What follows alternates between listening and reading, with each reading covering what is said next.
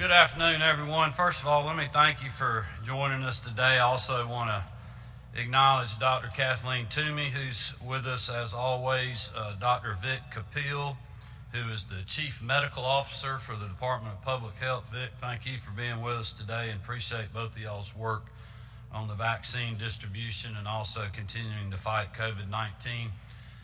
General John King, our insurance commissioner, who is leading the vaccine distribution task force, is not able to be here today, but I certainly want to thank him for all his efforts in recent months as we've taken the fight to COVID-19 and made plans to deploy a safe and effective vaccine. Today I'm going to be brief so that Dr. Toomey can walk through some of our planning that our teams have been working on the last few months related to vaccine distribution. Our top priority has been to deliver whichever vaccines were approved to the people of our state in a safe, efficient, and coordinated fashion. Last week, I held calls with our leaders of the nursing home industry and our hospitals to walk through their coordinated efforts to combat COVID-19 and ensure that these critical institutions had the supplies, manpower, and resources necessary to continue this fight throughout the winter months.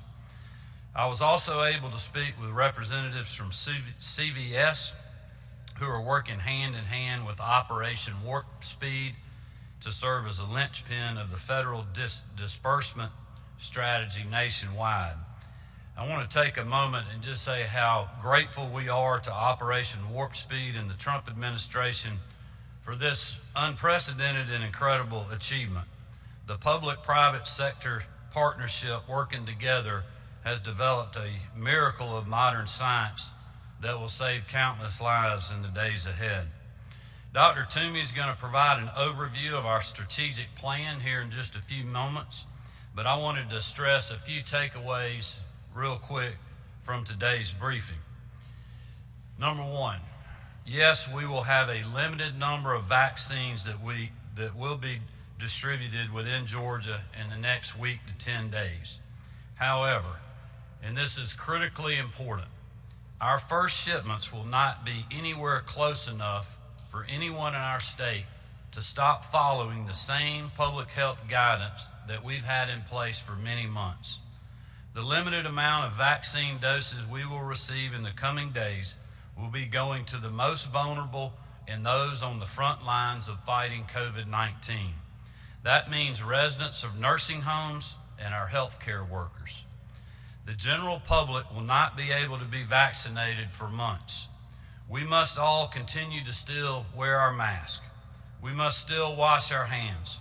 We must continue more than ever to watch our distance. Our executive orders have remained virtually the same for months now. We have been able to successfully balance both lives and livelihoods. Georgia businesses have been allowed to resume operations, and people have been allowed to exercise their constitutional freedoms. Not every state has taken this approach, and my plea to Georgians is this: to keep Georgia open, to keep hardworking people employed, to keep food on the table for thousands. Please follow the guidance that we've been preaching for months now. These simple steps have been proven to work. No government mandate is going to get rid of this virus. Individual Georgians stepping up to the plate who will slow the spread of 19. That is what I'm asking everyone to do. I fully realize and appreciate how tired everyone is. Everyone wants to go back to the normal Georgia. I understand that. Our public health workers have worked long hours. Our nurses and doctors have been taking long extra shifts. Our teachers have had to adapt to drastic changes in their profession as well as the rest of our educational leaders. And too many parents have had to figure out a way to keep their kids' education on track, all the while still figuring out how to pay their rent. Waiters and waitresses, hospitality workers, and countless other hardworking Georgians have had to take fewer hours or find a new career altogether. This year has brought unimaginable hardship, but it is my belief that we have lost too many loved ones, too many friends and neighbors to give in to this virus. Too many businesses have gone under, and too many families have literally lost it all. We cannot give up now. We all must do our part so that the sacrifices that everyone has made will not be done in vain.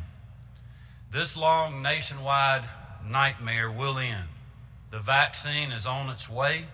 Therapeutics, as we know, are getting more plentiful by the day.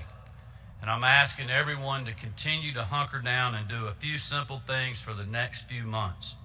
Wear your mask, wash your hands, practice social distancing, and continue to follow the public health guidance that we've had in place for a very long time. Remember that we are all in this together, and we will get through this together. And I'm confident that our best days are still ahead of us. So thank you, and God bless you, and I'll now turn it over to Dr. Toomey.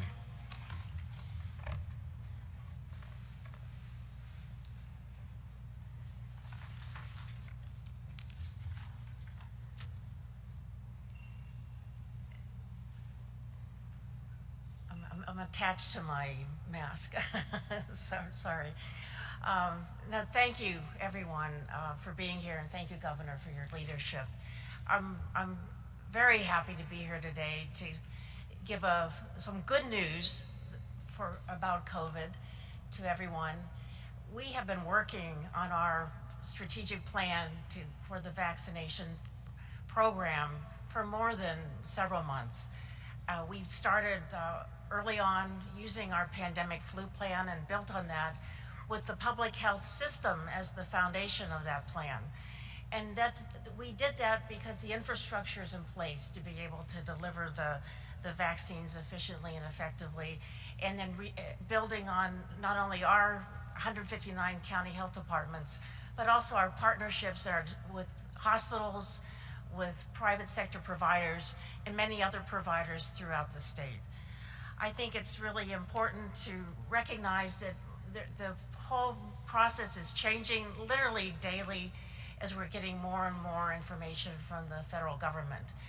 The amount of vaccine we will get will likely be, at least initially, over several 100,000 doses, although that may change, and we will be getting that in several tranches weekly, but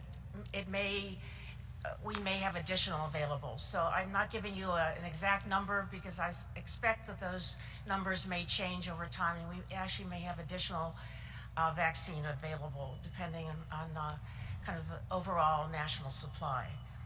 The other thing I thought was important to emphasize is the fact that with the limited vaccines initially available, we felt it was very important for us to follow the ACIP guidelines. That's the advisory group to CDC on immunization practices.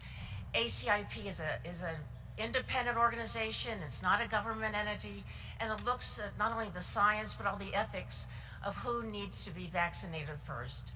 And we have chosen to follow ACIP here in Georgia rather than kind of go on a separate course. And I think that will allow us to provide vaccine initially to the most vulnerable, as well as those who are most at risk because of the work that they do.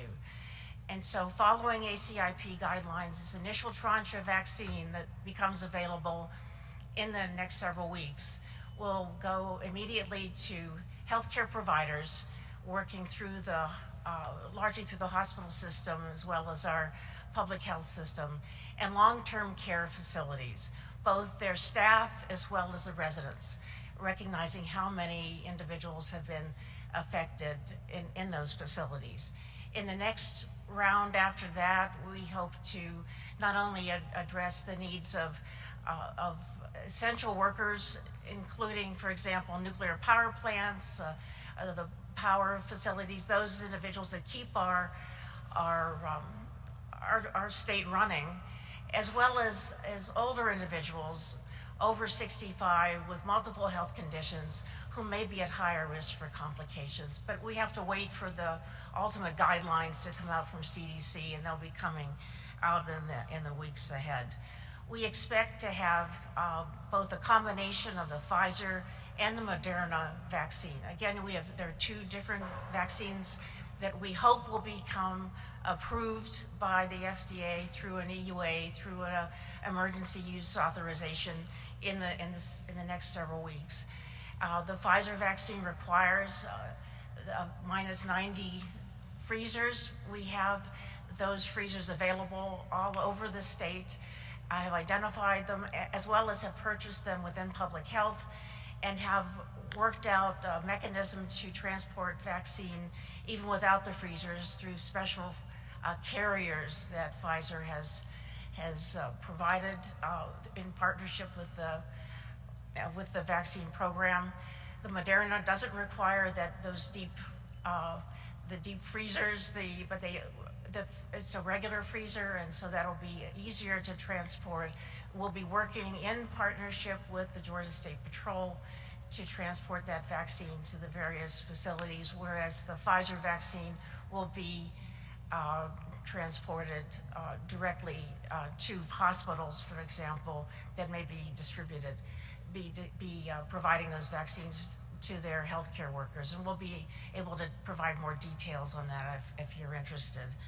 I think one of the things that is particularly important to emphasize is that communications about these vaccines are particularly important. Communications because there's 2 doses for both of the vaccines, whether it's the Moderna or the Pfizer vaccine, both require 2 separate doses, either 3 weeks or 4 weeks apart. That means not only do we have to have the system in place, which we do, to track and monitor and call individuals back, but to make sure that people will be willing to come back for that second dose. We want to be absolutely transparent about the fact that often that second dose, or even with the first dose, there may be some side effects of the vaccine that are short-lived and not a difficult thing to deal with, but it may discourage people from going back to for the second dose, including mild fever, pain in the arm where the vaccine was administered, or even some flu-like feelings. Again, being very transparent, I think that's something that we need to communicate about. That's to be expected. It's not a complication. It's not a problem that needs to be worried about, and that we need to take that into consideration as we're vaccinating healthcare providers and others, that they may miss a day of work after those vaccines. The other thing that I think is extremely important, and I have mentioned this before, even as we did our planning for this for months and used our influenza vaccine campaign as a model of how we would roll this out, is that many people are hesitant about vaccines in the state anyway. And I heard someone say on the radio the other day that this is the only vaccine that's had its own anti-vax campaign begin even before a vaccine was produced.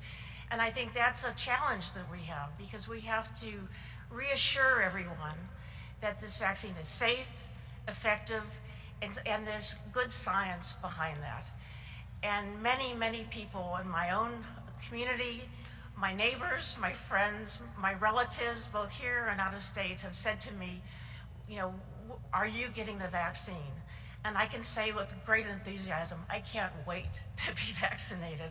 I'm so looking forward to that opportunity, and I hope that we can convey that same desire to people throughout Georgia, because until we can vaccinate as many Georgians as possible, we will not have the level of immunity within the state as a whole to prevent continued spread.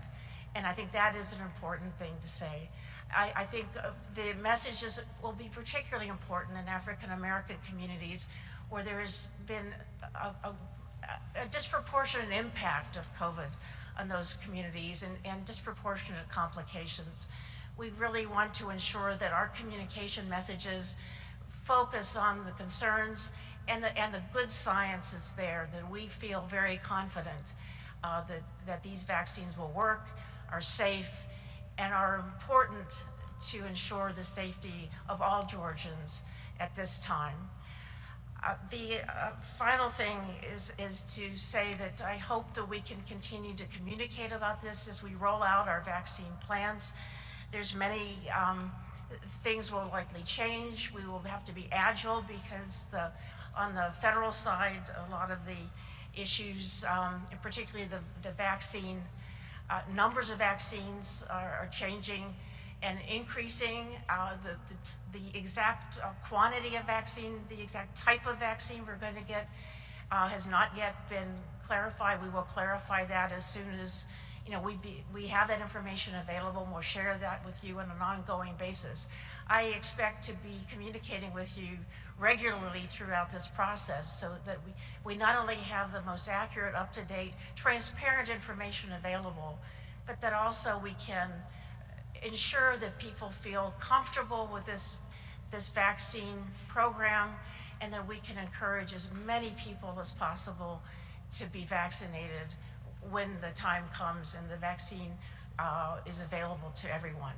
We expect that this vaccine will continue through this year. Probably not till summer will we have everyone vaccine for everyone throughout the state.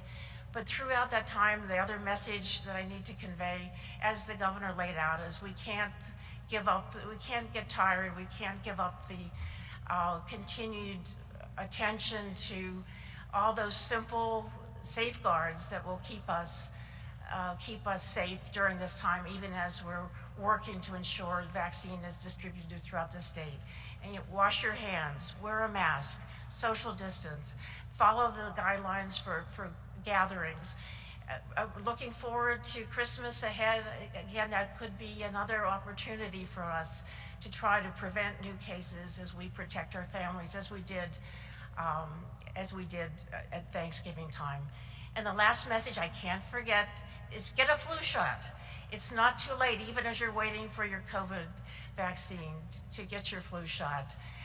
It's not too late in the season. We are so far seeing a very mild flu season. I think part of that reflects the fact that everyone is following the guidelines more effectively than we had in years past.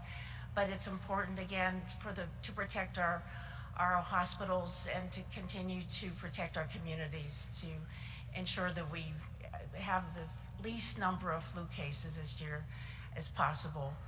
As we approach nearly 500,000 COVID cases in Georgia, at the numbers I looked at today, I think it's really important, again, to emphasize how these basic measures will need to continue to be followed, even as we roll out this vaccine campaign with unprecedented speed and good science behind it.